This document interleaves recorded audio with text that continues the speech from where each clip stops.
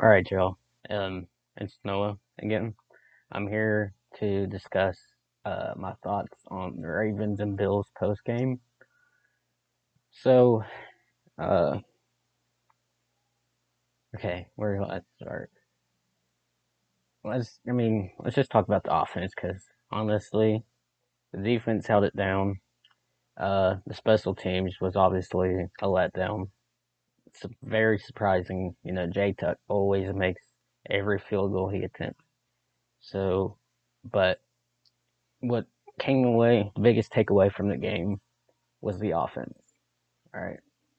Now, I'm going to start with Lamar Jackson, right? Okay. Lamar Jackson, I love the brother. He's my favorite. Like, I'll defend him to no end. But there were times in this game where he just simply held onto the ball for way too long. And I know that, you know, his offensive line wasn't doing a whole lot, but you got to take what the defense is giving you, right? And too many times this game, really. Um, he could have ran and just threw away the ball and tried next play. And the one thing that I noticed more than anything in this game versus uh, the game against the Titans was um, besides the Bills' defense just really keeping our running game on lockdown, um, was this team.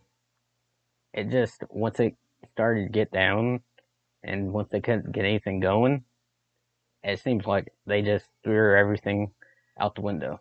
Whereas in Tennessee, the game against Tennessee, we saw that they would take the bad with the good and the good with the bad. They'd make plays, they'd come up on, Lamar Jackson would get sacked, or they wouldn't get very many yards on a run play, but they kept working at it. And I know a lot of people are calling for Greg Roman to get fired, but um, I wouldn't mind at all keeping him. But he needs help in his passing game and drawing up plays, get our receivers open because I feel like we have the receivers that we that we that could help our team. Like Devin Duvernay, I feel like he'd be a good number 3 receiver that could, with him and Hollywood Brown. I feel like them two could go really good together. And with their speed, I feel like it could really work out well. And they could just take the top off of defenses. Um, a lot of people may not agree with me when I say this, which is completely fine. We're all entitled to our opinion. And on this channel, I mean, you people can feel free to say, comment, whatever, as long as it's respectful. And just know that when I get on here, I'm just going to share my opinion and share what I have on my, just share my thoughts, because that's why I'm getting into this, so I can get my voice heard and just talk. But anyways, I think this offense has the capability of being a lot like Kansas City's offense, right? Uh, a lot of people like to hate on Lamar for and say he can't throw. And let me just clarify that.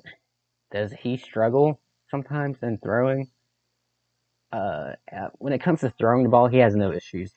But I think Lamar's biggest problem is uh, he has tendencies of beating himself mentally, and uh, like especially against the Chiefs this season, we saw that morning. Like Lamar has tendencies of just beating himself mentally and getting him in his own way. And when he's down, he's really down, and he presses, he forces the issue, and just tries to play. He just tries to play out of his game. And I think Lamar's biggest issue is, um, I don't know how many of you guys watch the QB school, but he when he talks about Lamar, he talks about how he doesn't know when he's hot, like when he's getting pressure or when a blitz is coming, and I feel like mechanics or like just being able to read defenses, and just there's areas in Lamar's uh, game that definitely needs improvement. Um, to say he can't throw outside the numbers, I think that's just something the media likes to just say that he can't do because it's Lamar. But who does he really have to throw outside the numbers to? And this, what plays does his coordinator draw up to get the ball to the outside numbers? You can't get better at throwing outside numbers if your offensive play, like if your coordinator never calls plays to go outside the numbers. It's no fault of Lamar that he doesn't throw outside the numbers. It's his offensive coaching. You get someone in there that knows how to draw up plays and how to get receivers open. I'm telling you, this offense has all the possibilities in the world to go from being down here to going all the way up here. And I'm really hoping this offseason we get someone. Uh, if we don't fire Greg Roman, we give him the responsibilities of uh, the running game because our running game is very dominant, right? But if we keep Greg Roman, he is in charge of the running plays. But we need someone to complement him if we keep him, and they're in charge of calling and designing passing plays. Them two, if Greg Roman's willing to do that, I feel like this offense can. I feel like if we do that, people will be surprised uh, how good this offense ends up being. Because with Lamar Jackson's running ability, and I've watched other YouTube channels talk about this, but never play action. Get him moving. Get him moving. I mean, he doesn't have to always run, but just get him outside the pocket. Act like he's gonna run a throw. I mean, we've seen him do it in college for those of us that pay attention or have watched or seen him playing college in Louisville and whatnot, or even in high school. So it's not a matter of Lamar can't do it. Does he have areas that he needs to improve in his passing game? Of course. But this isn't on Lamar. Everybody can say what they want and say, oh no, he's just a bad thrower. He can't do this, he can't do that. But when you are not put in the position to succeed, as Ingraven would like to say, also go check out his YouTube channel, Team Keep It Clean. Fantastic YouTube channel. But anyways, it goes back to just not having a good offensive coordinator that can help you develop your passing game.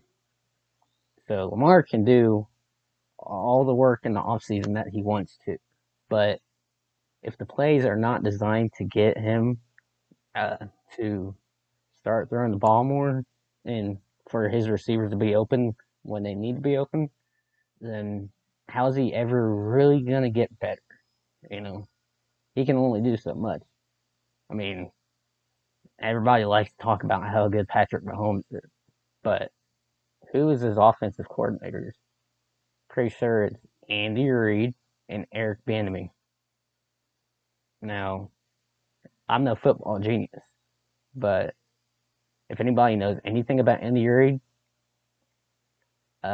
he's probably one of the best, if not the best, when it comes to coming up with offensive plays and stretching the field and making defenses just. I mean, it just seems like Andy Reid just knows how to keep defenses honest and just how to uh, keep them guessing. And 90% of the time, most defenses just don't know what to do because Andy Reid is so good at coming up with offensive plays.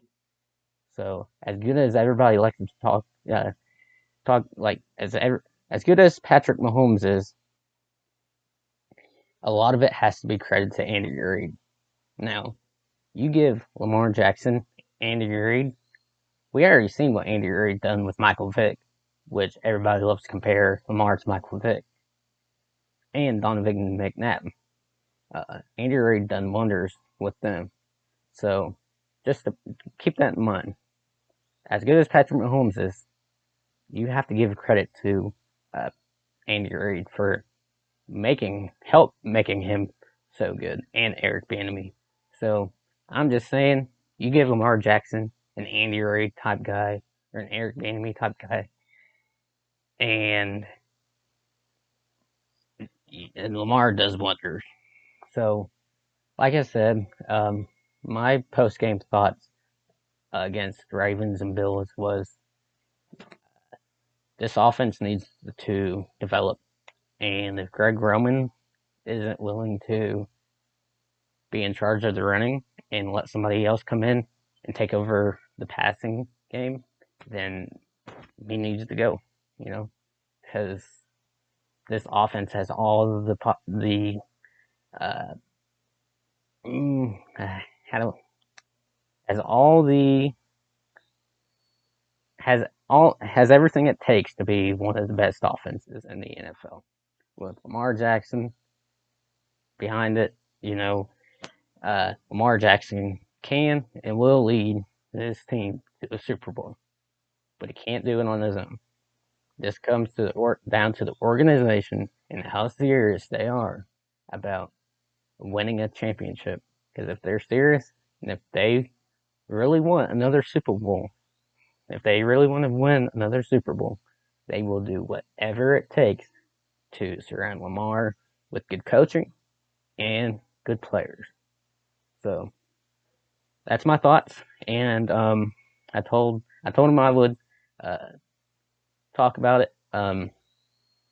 So okay, this hat here, um, my friend, my friends Josh Boshears and Houston Knight bought me this hat, and it was one of it's they really don't understand how grateful I am for it because I mean Baltimore Ravens, I love them, and this hat, I mean, it's just I love hats, so it goes really good, and I feel like it goes really good with my personality. So I'm thankful for for those guys, and that's your shout out, guys. But like I said, those are my thoughts, and I will continue to make videos, hopefully, but they may be spread out like every now and then because I am in school. I do have other responsibilities, so I may not make videos every day, but when I do make videos, um, they might be rather lengthy. This one's already at 14, going on to 14 minutes. But if you guys are willing to watch it for that long and just keep tuning in and watch my videos, then I promise I'll try and make it worth everybody's while. But for now, I wish everybody a good day whenever you watch this, or a good night, whatever. And I hope to see y'all soon.